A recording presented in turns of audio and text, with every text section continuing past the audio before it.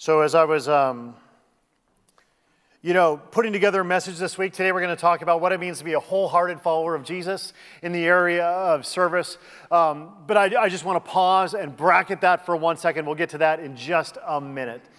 As I was driving in, I don't know if you noticed, there's half-masts for flags, and it's been a really challenging time. I was here about a year after getting here when there was presidential election cycles, and I don't know if you can remember all that stuff, but I made a promise to you as a pastor that we wouldn't turn Sundays into commentary on political events or go in that direction, because that can get really messy and overwhelming. And I know church needs to be a place of peace, but our session's been meeting every other week, our leadership team, and the last two meetings just were astounding to me. 2 weeks ago when we met, there were two little kids that had been shot at a church at a Catholic school in the Midwest. I don't know if you remember this, but just broke my heart. And for many of us here, because we have a preschool, right? And so we're always praying for and talking about those things. And of course, this last week, Charlie Kirk was murdered on a college campus, who was a very prominent person in our culture. And so you add all these things up, and it can just get exhausting and overwhelming, and it's hard. And I just wanted, if you would indulge me for just a minute, just give you a couple things to think about as your pastor, as we wrestle with these very challenging things in our culture. The first thing I would say is this, is that Jesus, when he was teaching people what it meant to be a part of his kingdom, called them to be peacemakers. To be peacemakers. Like, what is a peacemaker, right? You know what pacemakers are, most of you. I'm just teasing, just teasing too soon. All right. But Jesus calls us to be peacemakers. What does that mean? What it means is a good peacemaker is someone who can walk into a room, walk into an online space, walk into any space and lower the temperature when things start to get hot. You know, and the way our culture works and the way people tend to make money is, in order to make money, you need someone's attention. In order to get their attention, you have to make them angry. In order to keep them engaged, you have to keep them, enraged. And then you make money. It's a whole process. Algorithms run our lives, and you may not even know it. It's a very complicated and messy world. And also, the way sin works in all of our own hearts is we give our attention to the things that frustrate us the most, That's just the way the world works. I want you to know this. Whenever things start to get messy and crazy out in the world, God sends you as his church to be the people that will bring peace and healing to it. I don't know how you're going to do that. It usually starts in your families, at home. It also starts in your workplaces. It starts with what you post online and what you follow and the books that you read. But wherever you go and whatever places you find yourself, I would ask that you would be people that bring peace and healing to broken places. Be people of prayer. Be people that listen. Be people that are graceful wherever you go. Lower temperatures wherever you can. Another thing that I would ask of you as a pastor is you would also be people that make friends with people that are different than you. You would make friends with people that are different than you. We live in a culture where it's really easy to just surround yourself with people from the exact same socioeconomic category, often racial and political preference and everything. One of the beautiful things about the church is that this is one of the only places left in the world where you gather with a bunch of people and are united together, and also simultaneously you have no idea how different you are. You're all over the political spectrum. I know that because I get your emails. And it's very delicate as a pastor of a large church that has folks all over the map. Because everything that I say can get interpreted this way or that way. And I try to avoid all that stuff because I really want the focus on the gospel. And I really want the focus on Jesus. But I think one of the beautiful things about a church is it's a place where people from all different walks of life, socioeconomic classes and racial ethnic groups and ideologies and whatever, can be united in the idea that Jesus Christ is their Lord and Savior, and they want to live a life that's rooted in humility and in service and in worship and in love. And so what unites the church is our desire to be a wholehearted follower of Jesus more than anything. And so this is one of those last best hopes of the world that God will say, in a world that's fractured to no end, this is the place where people can find unity. And so continue to be that church. And just know that my heart breaks along with yours for the things in the world. And as a church, we'll continue to pray for that and work toward its healing. Jesus says, may my kingdom come on earth as it is in heaven. And we'll pray that later in the service. And one of the ways that his kingdom comes on earth is through you, his Spirit working through you. And so keep that up.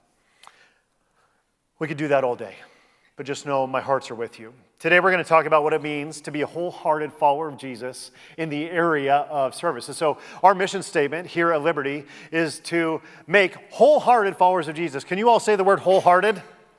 Wholehearted. And I remember when our session was talking about that at the time and trying to think about what could really summarize who we are and what we are. And Jesus was asked that once too. They were like, Jesus, the New Testament wasn't written yet. And so they went to him and they say, can you summarize all the teaching of the law and the prophets? Which is almost like an impossible task to do because there was a lot there. And we don't know how long it took him, but I don't think it took him very long. He goes, oh yeah, it's not that difficult.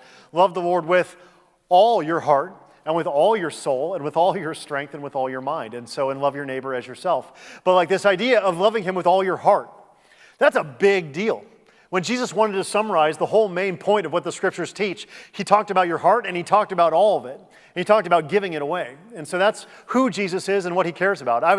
All week long, I think about my messages, and I was just doing thought experience in my head, wondering what it would look like if Jesus only loved us half-heartedly.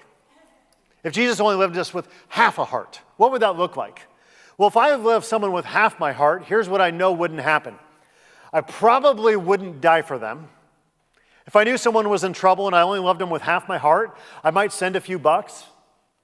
I might pray for them here and there, or I might kind of send them an email encouraging them or something. That would be halfway. One of the unique things about Jesus is he could have loved us half-heartedly, and he would have loved us from a distance. But the beautiful thing about Jesus is that he loves us wholeheartedly. And so think of what he did. It says that the scriptures tell us that even though he was in the form of God, did not consider equality with God something to be grasped, but he emptied himself and became human just like us. If he loved us half-heartedly, he would have stayed in heaven and come down to the upper atmosphere and loved us from a distance.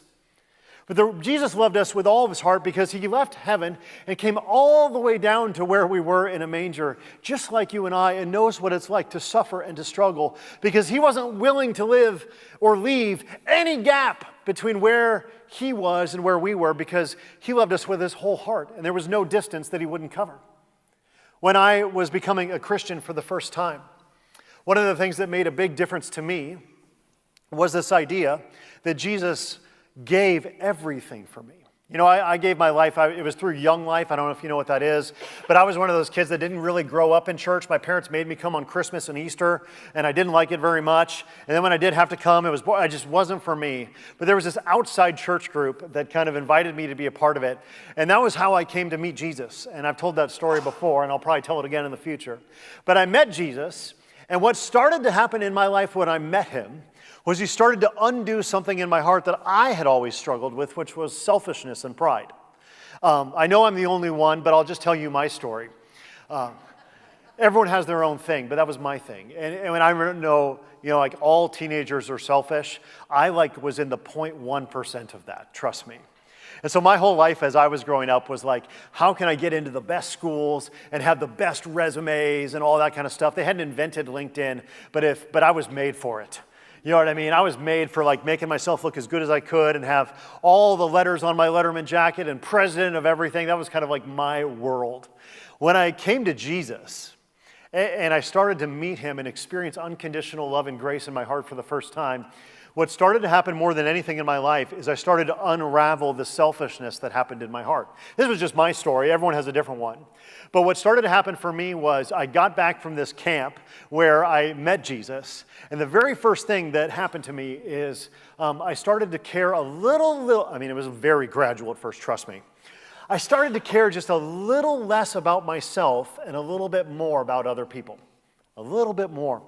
And my parents, who didn't really know what had happened while I was away at this camp, were very confused. They're like, what's wrong with Chris? Does he need to see a counselor? Because he's starting to be nicer and a little less selfish. And it was very awkward for everyone around me because they didn't know who I was. But I remember one of the things that I did that changed my life is I had been at this camp and I decided, you know what, this next summer, I want to go back and I want to serve at the place that changed my life. And so I did this thing called Work Crew, where you go back for a month, and I spent the entire month doing dishes in a back closet. And I didn't say this at the 9, but I'll say it here. When I think back on the times of my life where I was the happiest, the absolute happiest, I know you're supposed to say certain things. It was probably when I was doing dishes for Jesus in a back room for a month for people I'd never met. I started to experience the true joy that can come when you give your life away and you live it in service of other people. And so we took all these classes. I remember learning a verse that to this day still is my life verse. It's the one that I have written over walls and in all my books and everywhere that I go. And so for me, it's, for the Son of Man did not come to be served, but to serve and give his life as a ransom for many. So Mark 10:45 is like what's plastered on my heart, that even Jesus, who's the Lord of the universe, who could have everything that he wanted, didn't see all of that as an opportunity to just play golf and watch Netflix all day. I just gave you a snapshot into my heart.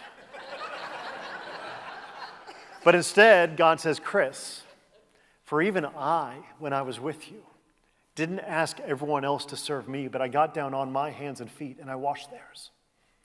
And I invite you to do the same. And of course, that was hard for me as a new Jesus follower because I was like, man, I just want Jesus to make me happy, or I just need Jesus to help me. But he said, actually, Chris, what you're going to find is that if you want to be like me and if you want to follow me and you want to experience all the gifts of not only eternal life but joy in this one, you're going to find it when you do what I did, which was give your life away. You know, the most famous book probably of the last century, and one of the best, not one of, the best-selling book of all time outside the Bible is a book called Purpose-Driven Life. I don't know if you've heard of it. It's by a guy named Rick Warren. It's pretty popular. When I say pretty popular, I mean like, it's really, really popular. The very first line of that book, which transformed so much of American culture and Christian culture, the very first line of that book is a sentence that is just unforgettable, and it says this: it's not about you. And that was not an easy thing to write in a book written to Orange County people in the 1990s. But it resonated because what it said is if you want to find your purpose, if you want to find joy, if you want to be like Jesus, the irony is you're not going to find it by talking more about yourself. You're going to find it in a back room doing dishes for people you may never meet, because when you do that, you come alive through service. And service is what I want to talk to you a little bit about today. For even Jesus did not come to be served, but to serve and give his life as a ransom for many. As I was doing preparation for that work, to go sit in a back room and serve, you know, when you're signing up for this camp, you know, you don't know what job you're going to have until you're on this boat. You would get on this boat. It was like a 3-hour ferry ride to this camp in the middle of nowhere. It was called Malibu. It's up in British Columbia. And they don't tell you what your job is going to be until you're on that boat. All year long, you study and prepare for what your job's going to be. And then when you get on this boat, what you're doing is you're like me, you're praying like, Lord, please assign me to the zip line. Lord, Lord, Lord, if you love me, will you put me in charge of jet ski ministries? You know, and so everyone's praying that they get the good job, right? And I remember getting this thing called dishwasher crew. And I was like, is there a way off this boat? Like, you know, we were already halfway, there was no going back. And so one of the things that we did as we were in preparation for this thing is we had to memorize all these verses. And one of the ones we memorized was from Colossians, where it says this: do everything as working for the Lord and not for people, because it's from him that you'll receive your reward.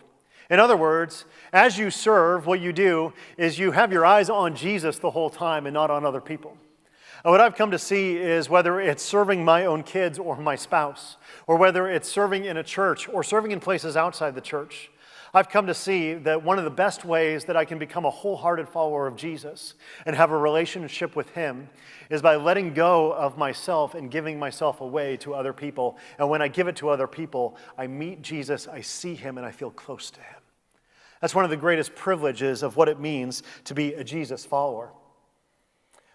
Do you serve? I know many of you do. When I arrived at Liberty, one of the things that we would joke about was we had like reversed the 80-20 rule. Have you ever heard of the 80-20 rule? Where we were at a church where like 20% of the people did 80% of the work, but at the end of COVID, I think we'd stretched it to where 5% were doing 95% of the work.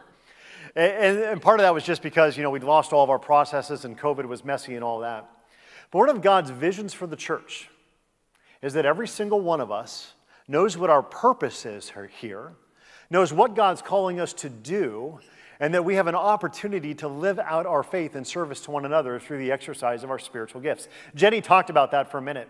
One of the things that God did when he made the church, which is this: it's not this, it's you, it's me. When he made the church, is he said, I'm envisioning this place where where it's connected. That's what we talked about last week, right? Where everyone's connected to one another and loves one another and meets with one another in homes and prays for one another and has meals together. That's what we talked about last week. And that's what they did in the early church. They met together in homes and in the temple courts daily, caring for one another and selling everything that they had in order to care for and take care of one another. But the other thing that he did is he sent his Holy Spirit, and the Holy Spirit, it says, kind of sprinkled upon the church, on everyone's hearts, these spiritual gifts where every single person has a way to come alive in giving their life to other people through what God's given them. And so I know what my spiritual gifts are over time. I'll tell you this, it's not kids ministry. That stresses me out. If you put me in a room of 3-year-olds for 10 minutes, I'll find another church and I'm your pastor. It's just not my spiritual gift. I have learned that over time.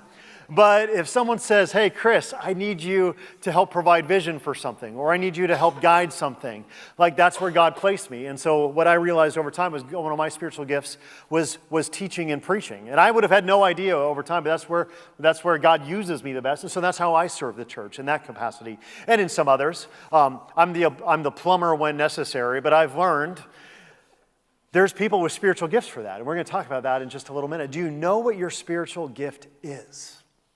You can go online and take 1 million free tests. But this is one of the ways that I can just invite you to figure out what that is real fast. What do you do that you enjoy that makes you come the most alive? In the first service, we had more time, so I was able to give people time to turn to their neighbor and say, if you didn't have to work for money, what would you do with your life? If you could just do anything you wanted, what would you do? It's a big question, right? That's often how you answer what your spiritual gift is, your deepest passion. And you find God's purpose for your life when you discover your deepest passion and a way for that to impact the needs of the world and the church. And so we're going to go through for just a minute a couple examples where you can get not only deeper connected to the church, but also come alive in service here at Liberty. Can you do me a big favor? Does everyone have this thing? It was in your bulletin. I'm going to ask you to actually pull it out right now. And we're going to walk through it. This is a practical sermon. I know. Sometimes you're like, oh man, that was a good sermon. Let's go home and go to brunch. Today, I'm going to give you a very practical way to follow up on what it would mean to be a wholehearted follower of Jesus in the area of service here at Liberty. So they're in no particular order here, but I'm going to give you a couple examples. One of the things that doesn't have a QR code, but it's church leadership. One of the beautiful things about being a church like ours, which is in the Presbyterian tradition, is it's not like a pastor does everything or a group of people over here do everything. But one of the things that God has done throughout history and continues to do here today is rise up leaders to help lead our church. We have a process that will happen in spring where a nominations committee runs that process. But if you are the kind of person where you're like, man, I'm really terrible at this, but I'm a natural leader. And I'm really good at helping churches know what God's will is for them and guide them in the right direction. I know it's probably, you might feel like, oh man, well, I know that's my spiritual gift, but who do I talk to about that? Man, just know that those are my favorite coffees to have. So if your spiritual gift is leadership and you like meeting in rooms and having difficult conversations about the future of things, we've got all kinds of things. We not only have elders and deacons and that kind of thing, but then underneath our session, we have all kinds of groups that exercise leadership for the church, from family ministries teams and worship ministry teams and finance ministry teams, and you can go on and on. We've got a bunch of them. But if you like leading and you like making hard decisions and God's called you to that kind of thing, just know we want to meet you, and we need you, and this church needs you.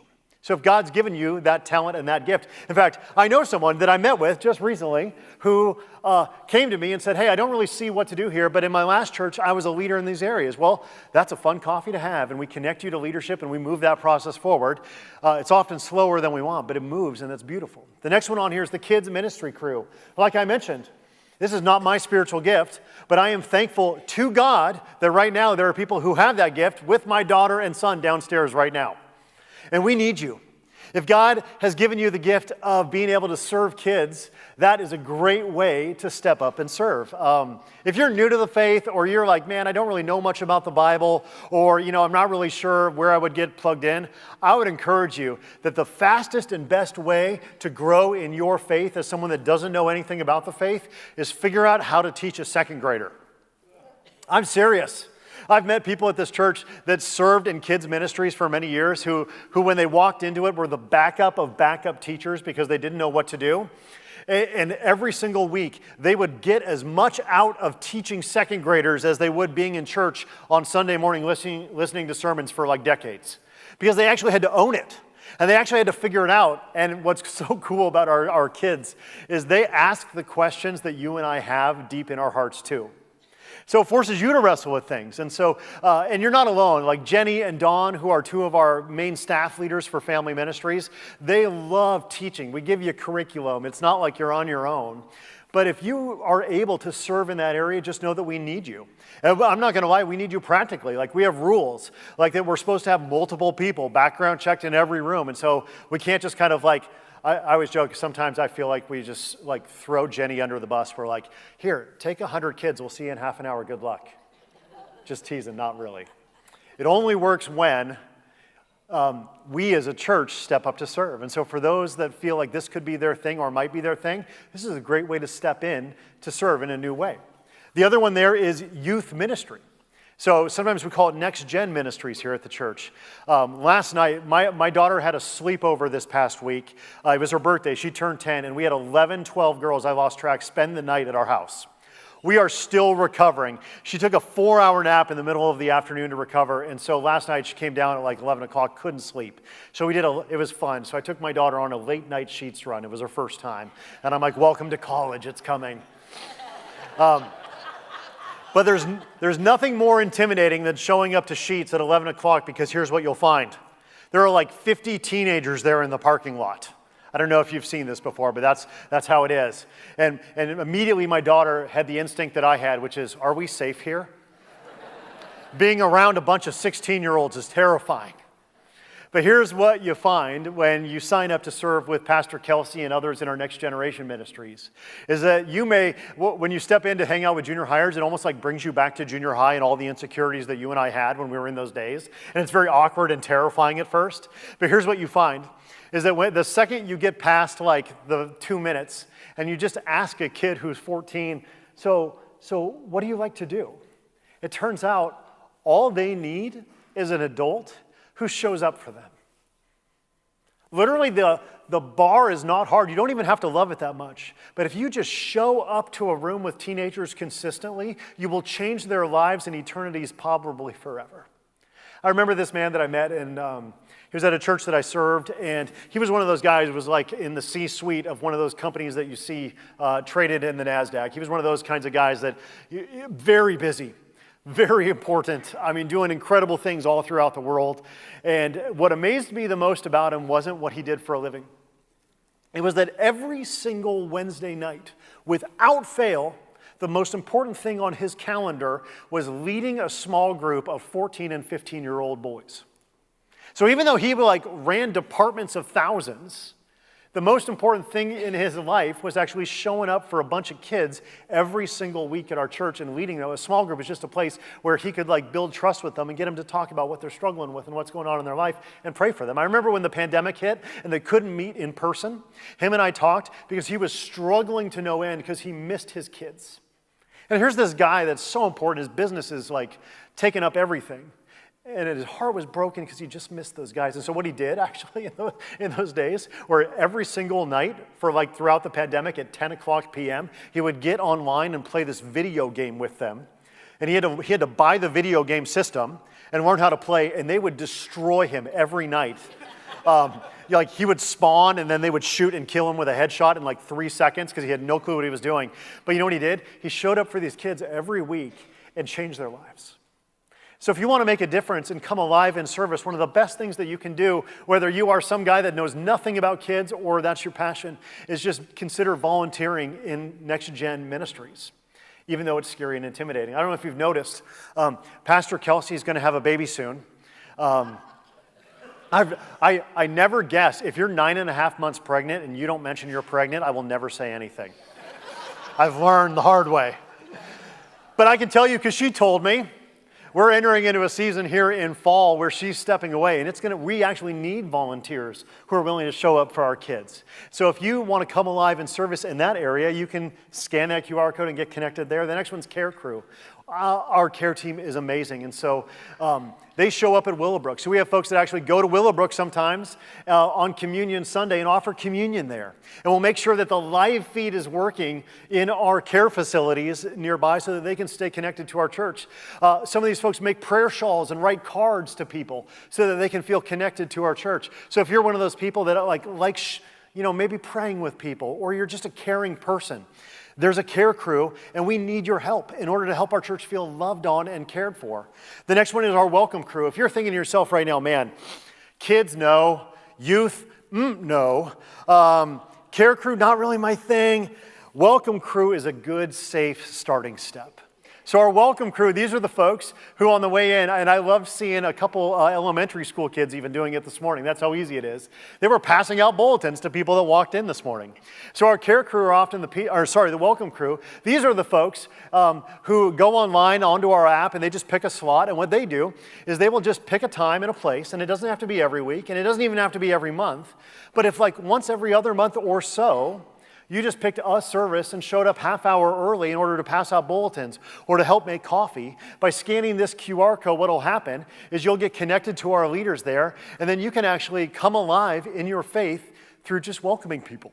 One of the most important things our church can do is live out our core value of hospitality by making sure that every person who walks in this building ever feels like they belong.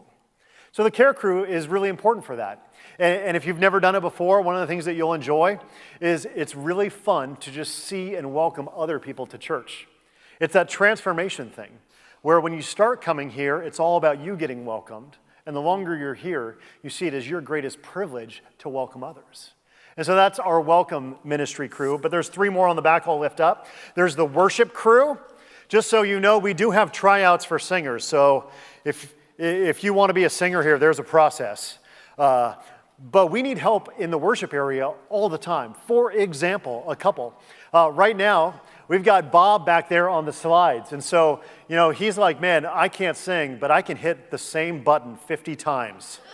And he goes, my spiritual gift is I love being in the back just hitting next slide. Last service, he was messing with me. He would just go to black screen when he wanted me to stop. You also have a lot of power if you work in the booth. So if you like audiovisual ministries, see, look at him. He lets me know when he wants me to be done. As we speak, those of you that are on the live feed, we have volunteers and others that serve in our live room.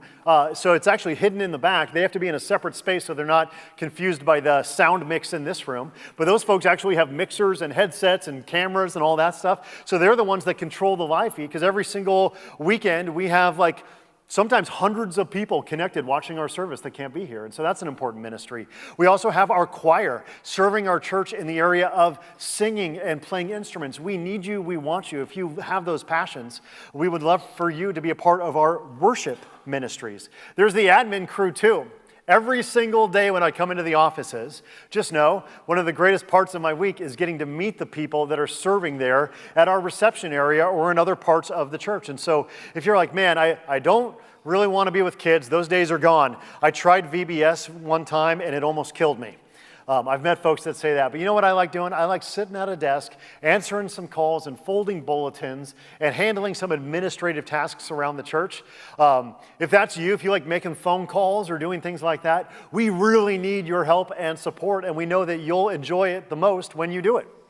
It's actually the folks that I meet in that ministry, I always come in and I'm like, oh, thank you so much for being here. We really need you. Thank you so much. We always say that. And then they often just smile and they tell me to be quiet. They're like, I wouldn't want to be anywhere else. Because it's fun to be around all the energy that happens in our offices and getting to serve people in those areas. So if you have that passion, you want to be around other people, and you like working in like a sweatshop of folding bulletins, just teasing. But if that's your passion, there's opportunities to serve there. The last one is one of my favorites, actually, is the facilities crew. This church would not work if we didn't have people that have the spiritual gifts of making things work. And so every once in a while, and by every once in a while, I mean daily to weekly around here, we are like, man, there's a water machine it's a drinking fountain. I lose words. A drinking fountain that's like crooked over there by that place. I need a group of people that we can text, that Mike Morton and our new executive director, David, can like find and connect in order to make something fixed here at the church. We have some staff that we do on that, but also it wouldn't work without volunteers who love those ministries of helping. So just this last week, with our carriage house moves, we had volunteers here that came in and painted the rooms, and there's still rooms to paint. We had a bathroom that needed remodeling, and so, it would take, I don't even know how much it would cost to hire contractors to come in and do that, but we had volunteers that came in that have those gifts and talents that I do not have, that know how to replace a toilet. And I'm like, whoa, you are amazing. Thank you so much. And so I don't know whether or not you're an admin person, a facilities person, a worship person, a kids person, a youth person, a care person, a welcome person, or a church leader. I don't know what it is. And if you don't find yourself on this list, that's okay. Just come meet us. I don't know what that is. You'll never be a wholehearted follower of Jesus until you find a way to serve him through serving others. That's where you'll come alive in your faith. It's by doing dishes in a back room for people that you'll never meet that you actually feel the closest to him. And I have countless stories that I could tell of people at this church that I see all the time living this faith out here, and it just inspires me to no end. And so just on Friday, I do this thing sometimes called MBWA, where it's just management by walking around, where I get exhausted because there will be like 10,000 emails and I can't get to them, and I'll just kind of close it, and I'll just be like, wander the campus for a minute and see what happens. So as I walked out of my office, here's what I saw. There was an amazing volunteer sitting at that front desk just folding bulletins, and then whenever there's no bulletin, she's actually doing the prayer shawls too. She's crushing multiple ministries all at once because she's like that. And I'm like, I just tell her thank you, and I wouldn't want to be at any other church because I wouldn't get to hang out with you. And then I wander out of my office and I go, why are there so many cars in the parking lot down here? What's going on? And so I wander over and there's a Bible study happening over in the corner. And I'm like, wow, this is incredible. And I remember having conversations with the leader of that Bible study who was like, man, I don't know how to lead Bible studies. I don't know what I'm doing. But I know every week she gathers a group of women and serves them with all her heart to make sure that they're connected and that they're learning about God together. And I'm just inspired to no end by the leaders of that group that serve those women. And I'll wander across, and of course there were actually volunteers helping out with our preschool that was happening. In order to make that whole ministry work requires tons of people. Our kids ministry people are connected to that, but just know that that's happening all the time. But I wander over here, and this parking lot's full, and this was, a Friday morning? It's crazy. Coming out of the pandemic, the parking lot was empty a lot, but now it's not. And there was women who were there because they were getting ready for MOPS, which is now called MOMCO. They're all business leaders now. And there was the steering leadership team preparing for taking care of moms in our community that often feel alone while they're stuck with little ones at home sometimes. And so that leadership team's up here, and I could go on and on and on. But one of the things that inspires me about this church is that every single Sunday when I show up to get ready, I'm not the first one here. Our singers were here much earlier, and they stay for multiple services. They're the real servants here. They have to listen to the sermons twice. That is an incredibly painful thing to do. And the folks were serving bulletins, and I saw Mary downstairs getting the coffee ready, and I'm like, man, this is an absolutely beautiful church because they echo the heart of Jesus by putting others ahead of themselves and by serving others. And I just want to say thank you to those that serve. I know you don't do it for me or for Liberty. You do it for him. And for those of you that want to grow in your faith, get more connected to others, my hope and my dream for you is that this would be a place where the 80-20 rule is 100-100. Where instead of it's a certain percentage of the people doing a certain percentage of the work and everything's off kilter, this would be a church where no matter who you are, whether they're 6 years old or 600 years old, you find your place here by coming alive in service to others because that's how God dreams the church to be. Will you bow your heads and pray with me? God, as we seek to become wholehearted followers of Jesus, would you start to unravel our temptation to make it all about us and instead make it all about you and all about the people to my left and to my right. You call us to love you with all of our heart, soul, mind, and strength. And then you added a twist where you said, and your neighbor as you love yourself. The best way we love our neighbor is by giving our lives away through service. And so, Lord, would you make our church echo your heart through how we live out our faith in service to one another? And we pray all this in Jesus' name. Amen.